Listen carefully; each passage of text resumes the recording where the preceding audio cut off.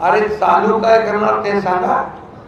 सरकारचं काम असतं लोकांना सुविधा द्या, लोकांच्या जीवनामध्ये आनंद द्या. आज माझ्या लाडक्या बहिणींच्या चेहऱ्यावर मी राज्यभरात जातोय, एक वेगळा आनंद पाहायला मिळतो. का नाही द्यायचं त्यांना? म्हणाले आमचं काँग्रेसवाले आले, म्हणाले आम्ही आल्यावर सरकार बंद करू, योजना बंद पडू. मी त्यांना सांगतो, कुणाचाही मायकाला आला तरी माझी लाडकी बहीण योजना बंद पडू देणार नाही. लाडक्या भावांची प्रशिक्षण योजना बंद पडू देणार नाही. शेतकऱ्यांची कर्जमाफी बंद पडू देणार नाही. तुम्हाला मी सांगतो सरकार किती संवेदनशील आहे. रात्री 12:30 वाजता एक बातमी टीव्हीवर बघितली. एका मुलीने आत्महत्या केली. कशासाठी? ती इंजिनिअरिंग मध्ये शिकत होती. 50% फी आपण भरत होतो सरकार आणि 50% पालकांना भरायची होती. पण 50% पालक भरू शकत नव्हते. आपला भार आपल्या वडिलांवर नको म्हणून तिने आत्महत्या केली. मी लगेच 1:30 वाजता रात्री संबंधित मंत्र्यांना फोन केला. मी म्हणालो आपल्या राज्यात शिक्षणासाठी एक मुलगी आत्महत्या करते, आपल्याला हे शोभणार नाही. मला ताबडतोब प्रस्ताव बनवा. ज्यांना डॉक्टर, इंजिनियर, वकील, MBA, फायनान्स जे काही शिकायचं आहे त्याला 100% फी माफ करण्याचा निर्णय. हे सरकारचं काम आहे, हे सरकारचं काम. आणि हे सरकार मी तुमच्यातलं आहे.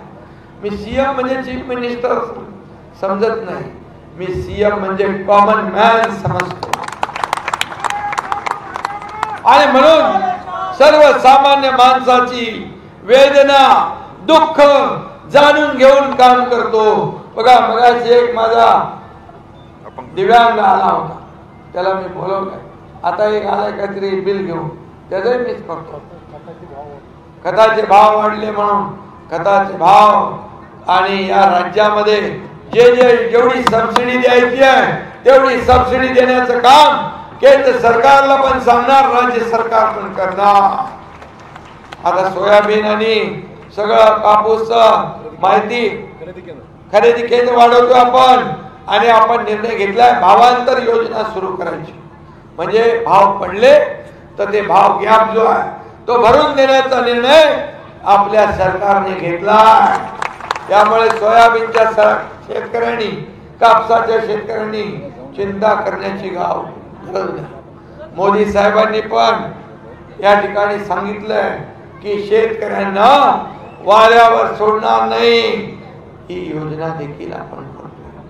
आणि म्हणून तुम्हाला माझी एकच विनंती आहे की आपले 2 उमेदवार आहेत. एक आहेत आपली एक तर श्री जया चव्हाण, तिची तर ओळख तुम्हाला आहे. आणि आपले लोकसभेचे पोटनिवडणूक उमेदवार डॉक्टर संतुकराव हंबर्डे यांना देखील आपल्याला प्रचंड मताधिक्याने विजयी करायचा आहे. कारण खासदार पण आपला आणि आमदार पण आपली ताई, हे दोन्ही एकत्र जेव्हा असतात तेव्हा केंद्र आणि राज्य सरकारच्या योजना आपल्याला एकत्रितपणे पुढे नेता येतात. डबल इंजिनचे सरकार असल्यामुळे आपल्याला त्याचा फायदा होतो. तुम्हाला मी सांगतो, हे मोदीजींना शिव्या देतात. आता मोदीजींनी हे योजना केल्या, आपण लाडकी बहीण योजना केली, त्या जातपात ठेवले. सगळ्यांना देतो ना आपण, सगळ्या धर्माला देतो, कोणाला वगळलं नाही.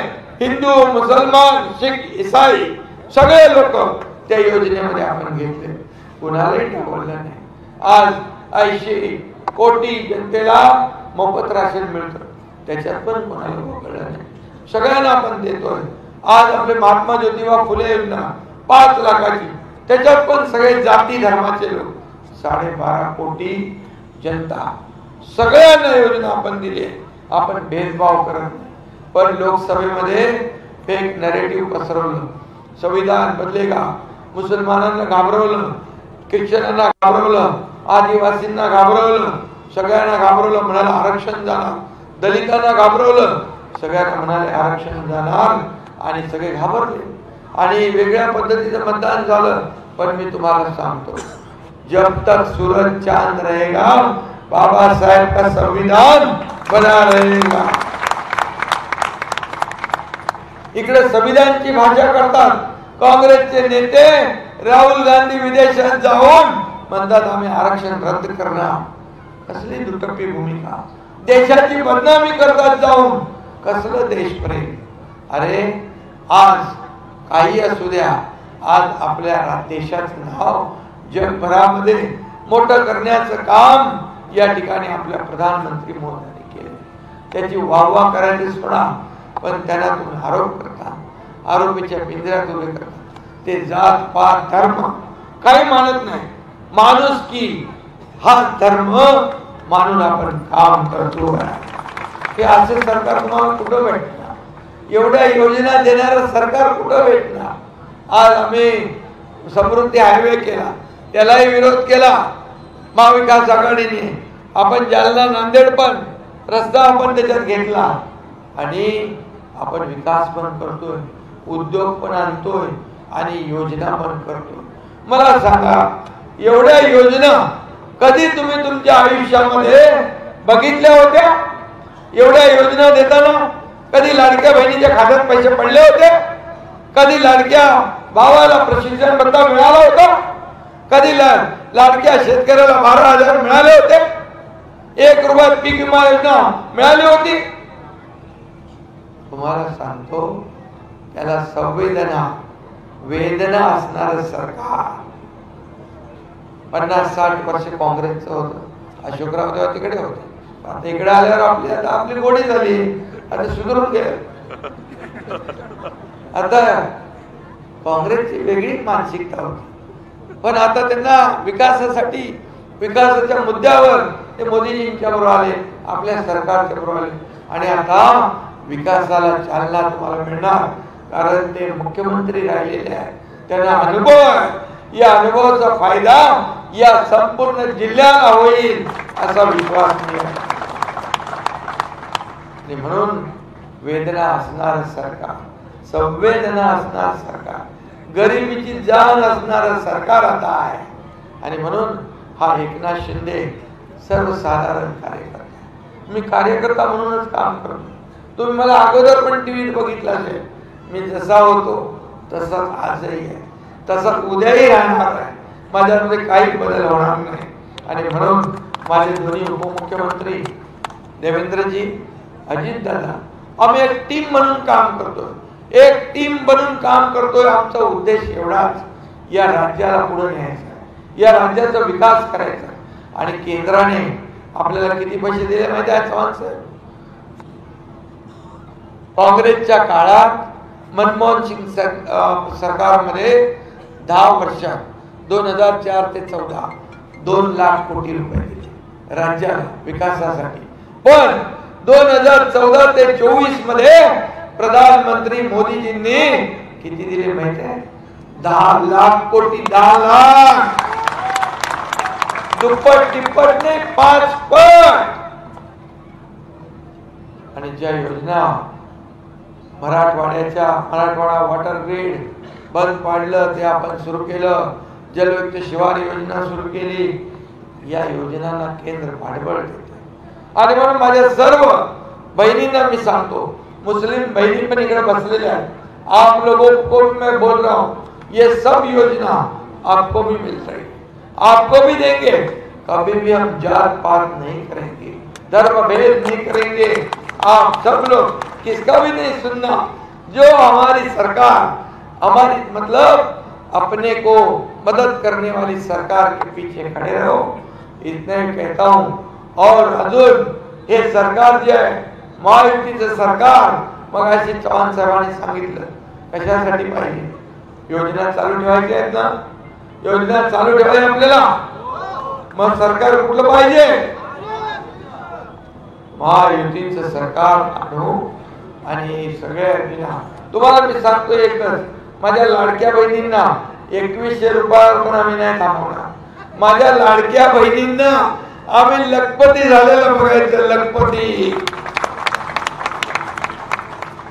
आणि म्हणून तुम्हाला सगळ्यांना पुन्हा एकदा विनंती, 20 तारखेला थोडे दिवस आहे, कुणाचं ऐकायचं नाही.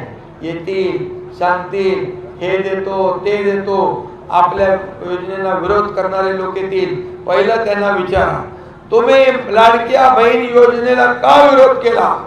तुम्ही का कोर्टात गेले? आमच्या मुलांच्या तोंडचा घास हिरावून घ्यायला का गेले? एवढं विचारणार ना? विचारणार ना? विचारलं की तो पाय लावून पळालाच पाहिजे बघा.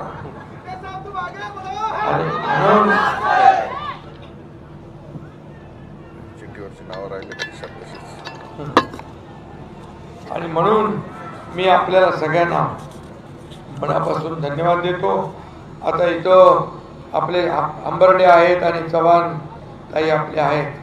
आज इथं बाळासाहेब देशमुख आहेत, पारडकर, संजय लहानकर आहे, गोविंद नागेलीकर आहे, संजय पुरे आहे, संतोष कपाटे आहे, बापूसाहेब देशमुख आहेत, विनूवर्धन रेड्डी आहे, सचिन साठे आहे, हाँ मुस्लिम भाई सैयद भाई, सचिन साठे बना. अभी आपको मैं बताऊंगा, हमने कोई योजना में भेदभाव नहीं किया भी नहीं है. आप किसी का नहीं सुनना, जो हमारे को मदद करता है उसके साथ रहना. और अशोक चौहान को अपने पहले से आपके साथ, तो ये चुनाव में हमको एक अलग मिसाल देखनी है. सब लोगों ने मिलकर हमारे दोनों कैंडिडेट को जिताया. ये इतिहास बना, ये महाराष्ट्र में सब देखना चाहिए. आणि स्वातंत्र्य सेनानी आपले बापू बारडकर आणि शंकरराव बारडकर यांची पुण्यभूमी आहे. आणि या भूमीमध्ये दोन्ही लोक विजयी झाले पाहिजे. आणि म्हणून मी आलोय स्वतः. खरं म्हणजे मला इकडे यायची गरज नव्हती. अशोकराव चव्हाण समर्थ आहे, सगळे कार्यकर्ते पदाधिकारी महायुती समर्थ आहे, पण मला तुमचं दर्शन घ्यायचं होतं, मला तुमचं संवाद करायचं. आणि म्हणून तुम्ही माझं एक काम करणार, सगळे लाडक्या बहिणी एक काम करणार, पक्का तुम्ही आता गेल्यानंतर फक्त आपल्या सगळ्या बहिणींना सांगायचं. आणि लाडक्या भावांसाठी पण आपण योजना केली आहे, मुख्यमंत्री युवा प्रशिक्षण योजना, शेतकऱ्यांसाठी पण केली, ज्येष्ठांना पण केली.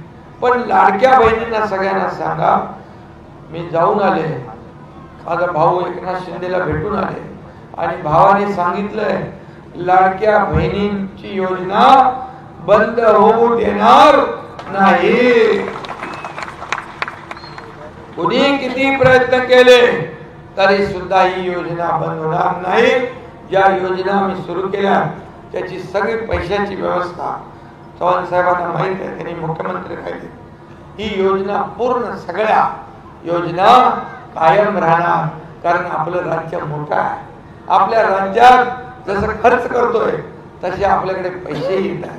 आपल्याकडे मोठ्या प्रमाणावर उद्योग आहे, पायाभूत सुविधा आहे. आपला नंबर 1 नंबर आहे देशामध्ये महाराष्ट्राचा.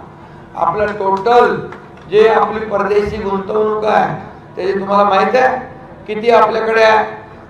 टोटल गुंतवणुकीच्या 52% एकट्या महाराष्ट्रामध्ये गुंतवणूक आहे. आणि म्हणून आम्ही हातपाय पांघरून पाहून हातपाय पसरणारे लोक आहे, खोटं बोलणारे नाही. बाळासाहेबांनी आम्हाला सांगितलंय, आनंदगे माझे गुरु त्यांनी सांगितले, बाळा शब्द देताना 100 वेळा विचार कर, पण एकदा शब्द दिला की मागे फिरू नको. तसा एकनाथ शिंदे आहे. एक बार मैंने कमिटमेंट कर दी, एक बार मैंने कमिटमेंट कर दी तो मैं खुद की भी नहीं सुनता. आणि म्हणून दिलेला शब्द पाळणारं आमचं महायुती सरकार आहे. आणि म्हणून अशोकराव चिंता करू नका, ही सगळी माणसं तुमची आहे, ही सगळे आपली जीवाभावाची माणसं आहे. तुम्ही एकच करा, आता आपल्या श्रीजयाचा विजय आणि संतोष हंबर्डे यांचा विजय म्हणजे माझ्या लाडक्या बहिणींचा विजय आहे. श्रीजयाचा विजय, संतोष हंबर्डेचा विजय म्हणजे लाडक्या माझ्या भावांचा विजय आहे आणि लाडक्या शेतकऱ्यांचा विजय आहे. आणि तुमच्या या दोघांचा विजय म्हणजे तुम्हाला विनंती करायला आलेल्या या तुमच्या लाडक्या भावांचा विजय. एवढा तुम्ही करा आणि एवढ्या प्रचंड मताधिक्याने यांना निवडून द्या. पुन्हा एकदा सांगतो, 20 तारखेला कमळाचं निशाण बटन तुम्हाला दाबायचं आहे. जिकडे धनुष्यबाण असेल तिकडे धनुष्यबाण दाबायचं, जिकडे घड्याळ असेल तिकडे घड्याळ दाबायचं आहे आणि आपली महायुती विजयी करायची आहे. आणि 23 तारखेला फटाके आणि गुलाल उधळायला हा एकनाथ शिंदे देखील तुमच्या या विजयामध्ये सामील होईल असा विश्वास व्यक्त करतो. धन्यवाद. जय हिंद, जय महाराष्ट्र.